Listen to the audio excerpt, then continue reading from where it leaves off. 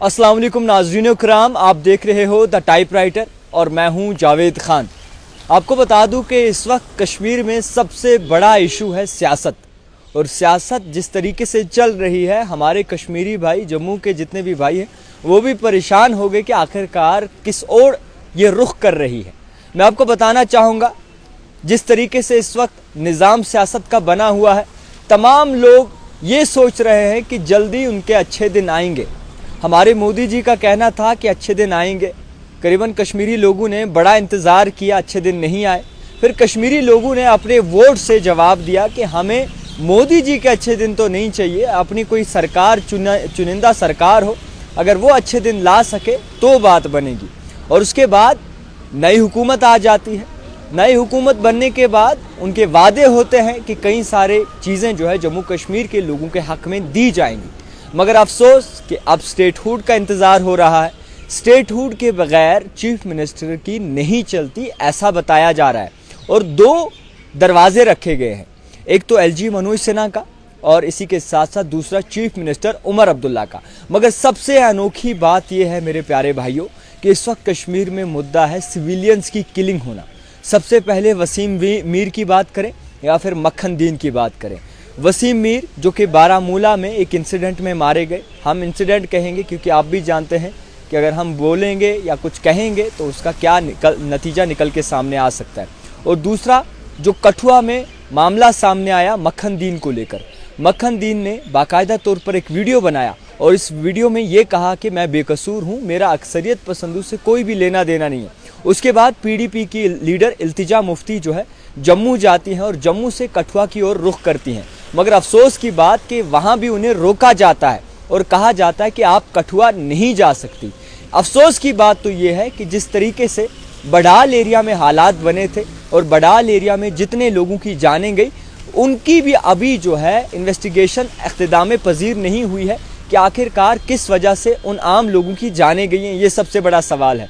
और कश्मीर में सियासत इनके नामों पे भी चलती है, यानी कि जो मर गए इनके नामों पे भी सियासत होती है। और कश्मीर में जिस तरीके से हादसे होते हैं और हर एक हादसा जो है एक न एक दिन भूल जाते हैं लोग।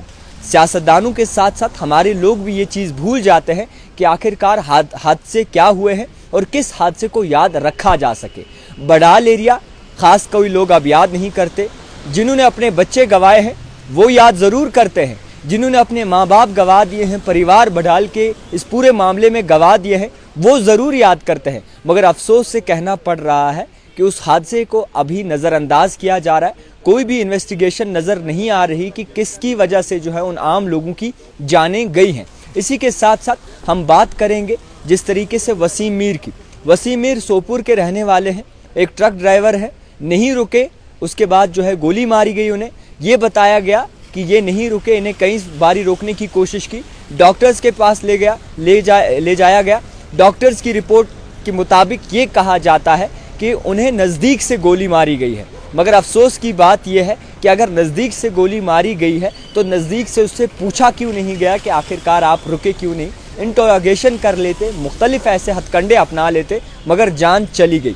और इसी के साथ साथ बड़ा इशू इस वक्त कश्मीर में एक तो सियासत है और दूसरा लोगों की एक्सपेक्टेशंस। जितने भी हमारे कैजुअल लेबरर्स और डेली वेजर्स भाई हैं, जितने भी भाई ऐसे जो मुख्तलिफ महकमों में काम करते हैं, मुख्तलिफ शोबों में काम करते हैं, उनकी एक्सपेक्टेशंस पीक पर है। हमारे गरीब तबके से जितने लोग हैं जो इस वक्त गैस सिलेंडर का इंतज़ार कर रहे हैं, कई सारे ऐसे भाई हैं हमारे, कई सारे ऐसे परिवार हैं जो इस वक्त मुफ्त की बिजली यूनिट्स का इंतज़ार कर रहे हैं। मगर अफसोस से कहना पड़ रहा है कि अभी भी हरी झंडी जो है सेंटर की जानिब से और यहाँ की सरकार की जानिब से दिखाई दी जा रही है। अगर कहीं ना कहीं दीवार जो है एलजी मनोज सिन्हा है, तो क्यों आखिरकार सेंटर जो है कश्मीरी लोगों का भला नहीं चाहती?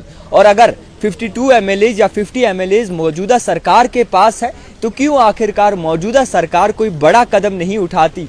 और आखिरकार क्यों सिविलियंस किलिंग पर जो है मौजूदा सरकार कोई ख़ास बात नहीं कर रही? क्यों आखिरकार बडाल एरिया को नहीं देखा जा रहा और मौतों का रीज़न जो है पूछा नहीं जा रहा? ये भी सबसे बड़ा सवाल है। फ़िलहाल के तौर पर मैं आपको ये बताना चाहूँगा कि इस वक्त एक कश्मीरी परेशान है, इस वक्त निज़ाम सही तरीके से नहीं चल रहा, इस वक्त हर एक घर में परेशानी है। अनएम्प्लॉयमेंट 32% बढ़ चुका है। अफसोस की बात यह है कि 2014 में अगर आप रेशियो अनएम्प्लॉयमेंट का देखेंगे और इस वक्त अनएम्प्लॉयमेंट का रेशियो देखेंगे तो अफसोस से कहना पड़ रहा है कि कश्मीर दिन ब दिन पीछे ही जा रहा है। और वजूहात सिर्फ यही है कि अच्छे दिन कब आएंगे। मोदी जी ने बड़े वादे किए थे, मोदी जी ने गारंटी भी दी, मगर अच्छे दिन अभी तक नहीं आए। दिल्ली में तो कहीं ना कहीं सरकार भाजपा सरकार बन चुकी है, मगर अफसोस की बात है कि जम्मू कश्मीर में ओवरऑल इंडिया की सियासत चलती है और तमाम जितने भी न्यूज़ चैनल्स हैं वो अपनी सुर्खियां बटोरने के लिए सिर्फ जम्मू कश्मीर में खासकर रिपोर्टर ज़्यादा रखते हैं ताकि जम्मू कश्मीर से खबरें जमा कर सके, मगर जम्मू कश्मीर का कोई हल नहीं निकलता। जम्मू कश्मीर के लोगों की सुनवाई कहीं नहीं होती। कई सारे ऐसे नौजवान हैं जो अभी भी जेलों में बंद हैं, कई सारे ऐसे बच्चे हैं जो अभी भी जेलों में बंद हैं, कई सारे बच्चे ऐसे हैं जिनके वालिदैन अभी भी जेलों में बंद हैं, उनको लेकर कोई ख़ास बात नहीं होती।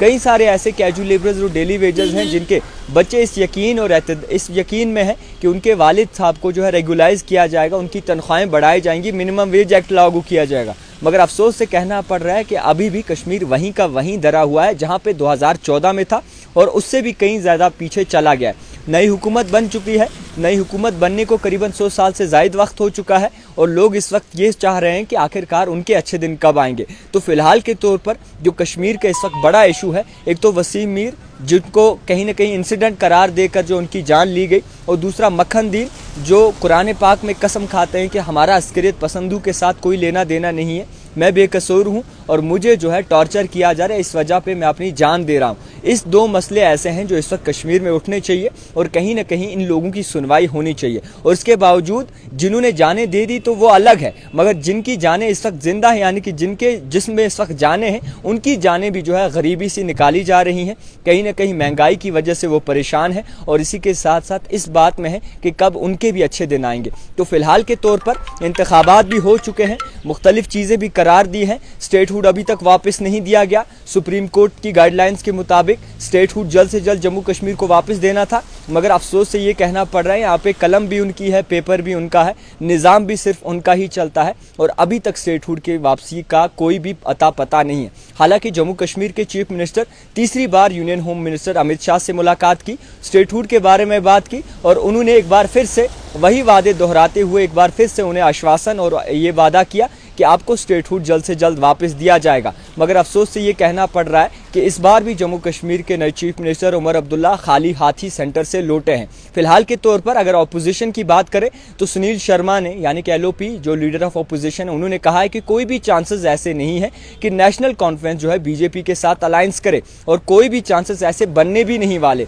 जहाँ पे लोगों का तकाजा और नज़रिया ये है कि शायद बीजेपी के साथ नेशनल कॉन्फ्रेंस अपने आप को मजबूत करना चाहती है। और इसी के साथ साथ इल्तिजा मुफ्ती की बात करें तो उनका दावा ये है कि चीफ मिनिस्टर उमर अब्दुल्ला जो है दिल्ली में लंच करते हुए नजर आते हैं और जम्मू कश्मीर के लोगों की कोई फिक्र नहीं है। PDP सदर महबूबा मुफ्ती का कहना है कि करीबन 50 से ज़्यादा MLAs हैं मौजूदा सरकार के पास और वो खामोशी इख्तियार करके बैठी है वसीम मीर पर और मक्खन दीन पर। तो फिलहाल के तौर पर कश्मीर के अगर मुद्दे गिनवाने पर आ जाएं तो कश्मीर में एक दिन में कई सारे ऐसे मुद्दे होते हैं जो कश्मीर की रूह से निकलते हैं, मगर उस रूह की कोई सुनवाई नहीं होती। अब अच्छे दिन का इंतज़ार तमाम लोगों को है, अब वो अच्छे दिन कब आएंगे ये सबसे बड़ा सोचने वाला सवाल है और किस तरीके से अच्छे दिन आएंगे इसका इंतज़ार पूरी कश्मीर को रहेगा। देखते रहिए द टाइपराइटर जावेद खान के साथ।